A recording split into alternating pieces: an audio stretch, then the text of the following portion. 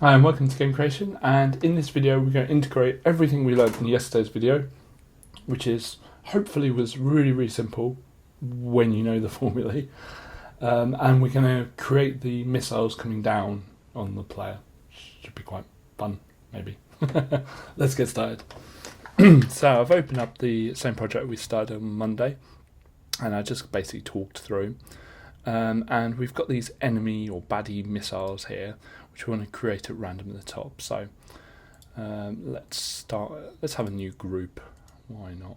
Insert new group of events. Enemy missiles. Okay. So what we want to do is we'll do an every event. And then every second, we're going to create enemy or baddie missile, and we can select the position. We want it on the y coordinate of 0, but we'll just put them all at -10 for now, because we're going to be setting the positions of them at random. But looking at it, if I can, where am I? I've lost my dock. So where am I? Oh, in here. There we are. So baddie missile, what we want to do is have some alterable values, and we want quite a few. So we have our start X position and start Y position. We want our target X position. I'm really bad at spelling target. Did that yesterday as well. And target Y position.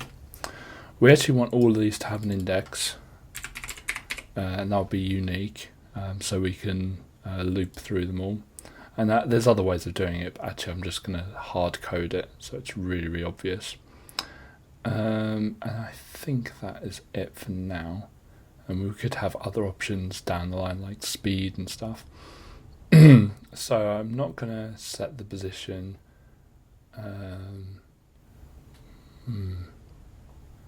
We need to create it first. And this is what I was thinking. I was thinking create it rather than set position. Alright, we're not going to set the position. What we want to do is set the values for all of this. So the start X and the start Y.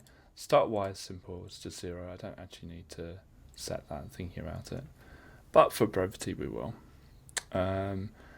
So then we want to set the X position, and this is just going to be a random range of 0, and we can change that later. So if we don't want them in the top left, we can adapt that later.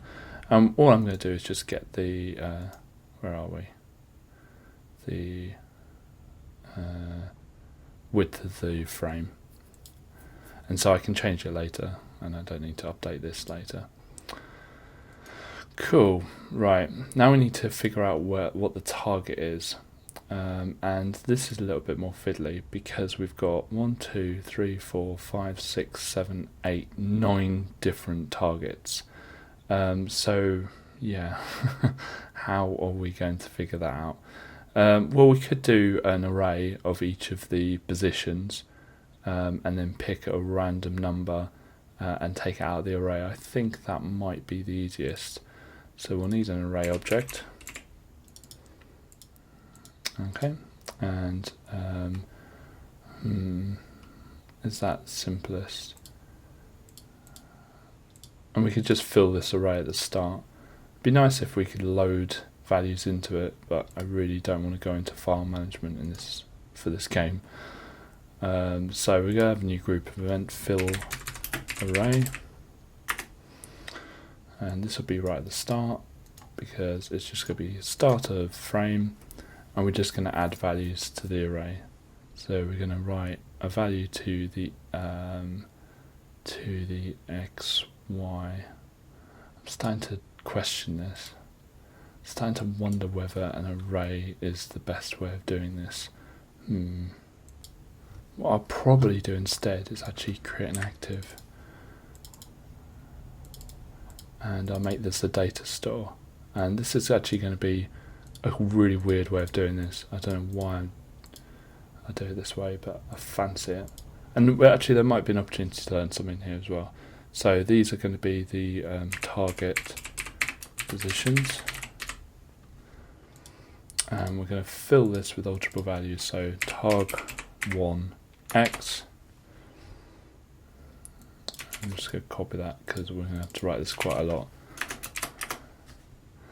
And so we need the target 1 x and y, and so I'm just going to hover my mouse here. Now if you have a look at the bottom right, it actually tells you what the x and the y coordinates are. So this might be a good way of doing this. And so it says the x coordinate is 90 and it's 819.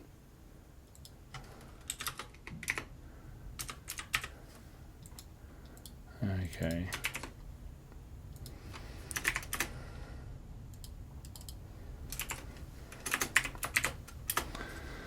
Right, and I hover my mouse here, and it says it's 192.875. 192.875. Right, I'm going to fill these in.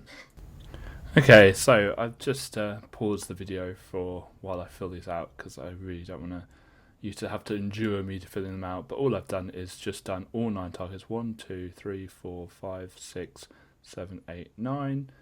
And just followed the same convention of naming them. Okay. Right, now we've got those stored. We need some way of randomizing which one we're picking.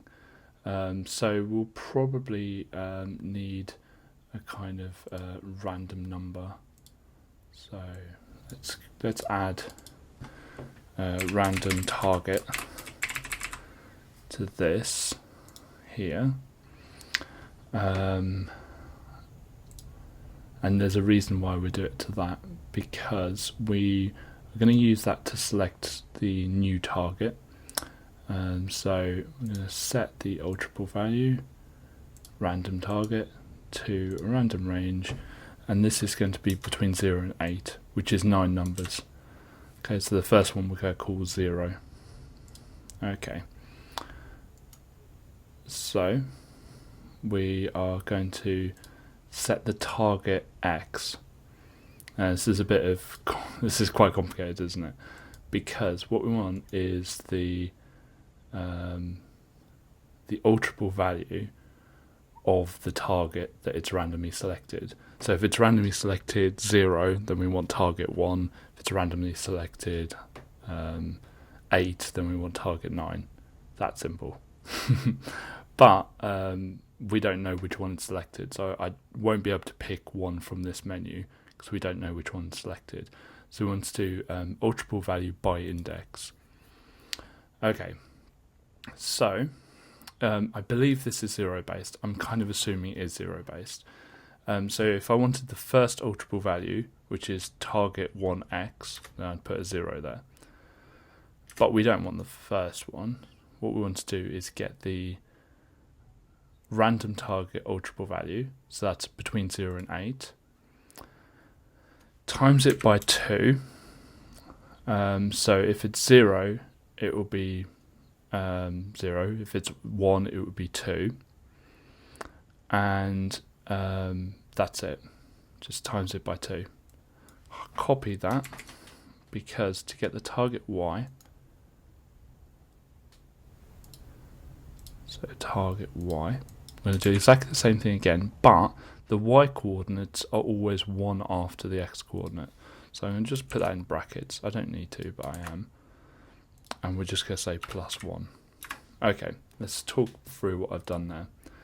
So the times 2 one, so the bit here that says times it by 2 is because all the x coordinates are multiples of 2, starting at 0. So 0 times 2, 1 times 2, 2 times 2, 3 times 2, 4 times 2. The y coordinates are always the 2 times table, okay, assuming the 2 times table started at 0, but they're 1 after it. So it'd be 2 times 0 plus 1, 1 times 0, sorry, 1 times 2 plus 1, 2 times 2 plus 1, etc., etc. Okay? Let's see if that works. So we're going to just hopefully there's one being created. There's a few being created. There are baddie missile 2. So let's check the ultra values. X is 7. Yeah, that looks good. So that looks like it's working. We won't know until we actually start doing it.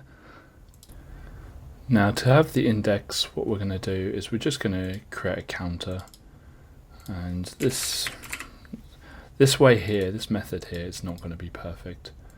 I'm going to say that now, but it's good enough. And all we're going to do is we're going to set the index to the counter, and then we're just going to add 1 to the counter. And so each of them will have a unique one.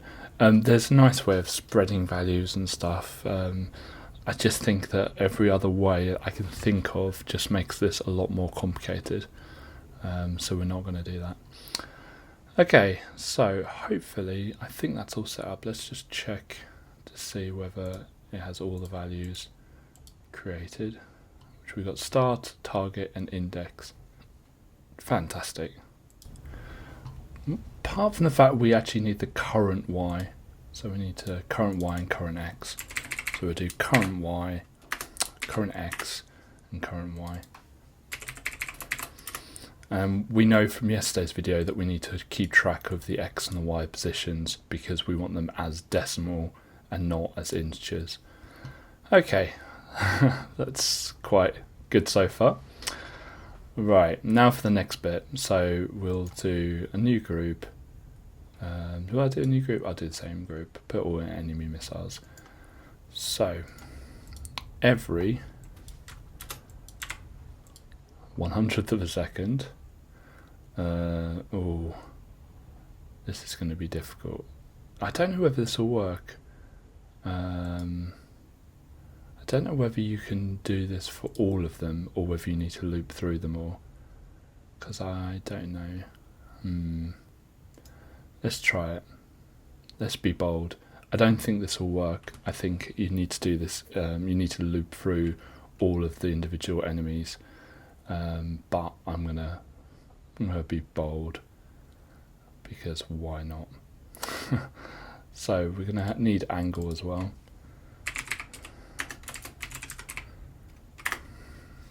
Okay, so we're going to set the angle. So all triple values set the angle, and we're going to do. I can probably type this; it'll be a lot quicker. So it's going to be the triple value of the target X, target Y, minus the triple value of the current Y. Okay.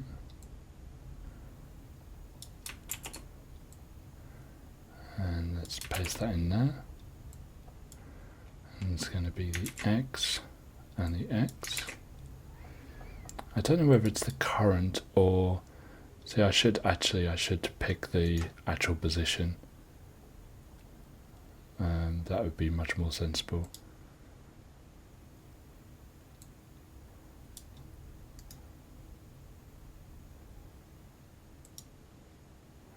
Because if the triple value is off, then we need this to fix it. Okay, so we've got the angle,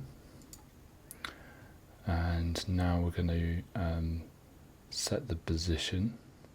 We could do add to, but actually I find it much better to do it, just be a bit more explicit and say this is what I'm doing.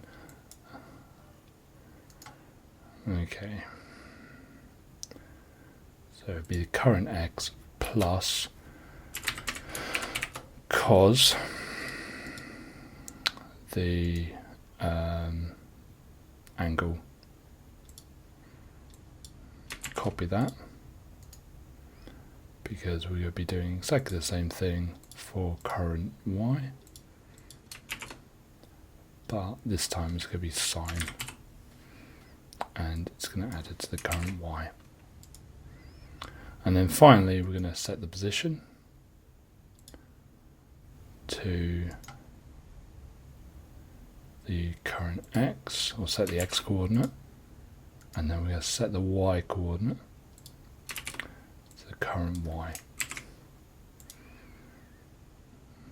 Now we haven't taken into account speed because that maybe won't be on each individual one. Maybe it will. Maybe we can have different speed ones.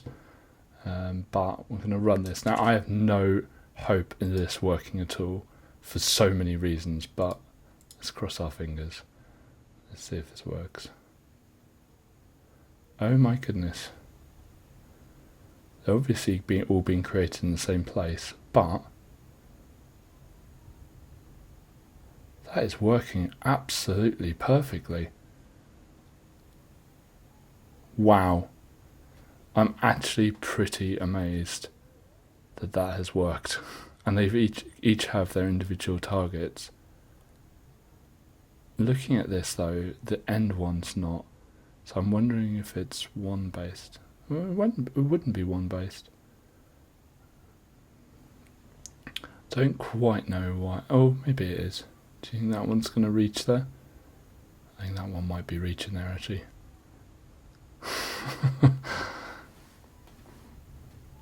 Wow, there you go.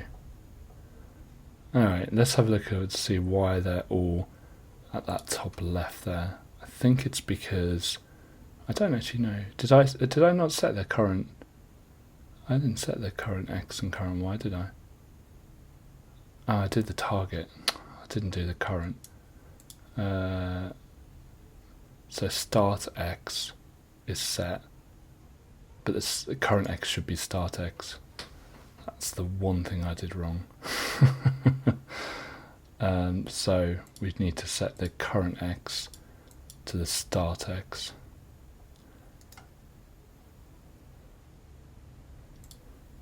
And we need to set the current Y to the start Y. Let's see if that works now. I'm amazed that works. Don't worry about the missiles. I've set the animation, but I need to stop the animation from going. Yeah, there's quite a few missiles here. This actually wouldn't be a bad game. It's way more than actually in the game, but if you're using the mouse, you'd think it would be easier. Wow, that is amazing.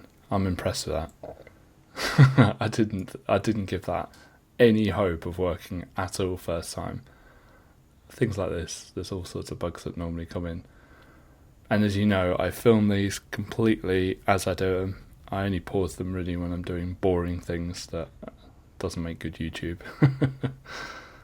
Wow.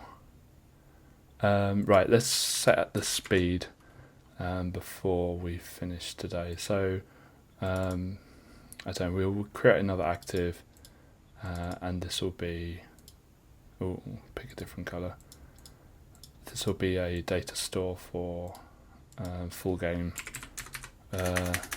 level data store, because the speed is something we probably want to change down the line. So we'll make that the first. Enemy speed. Did I say data store here? I always put data store.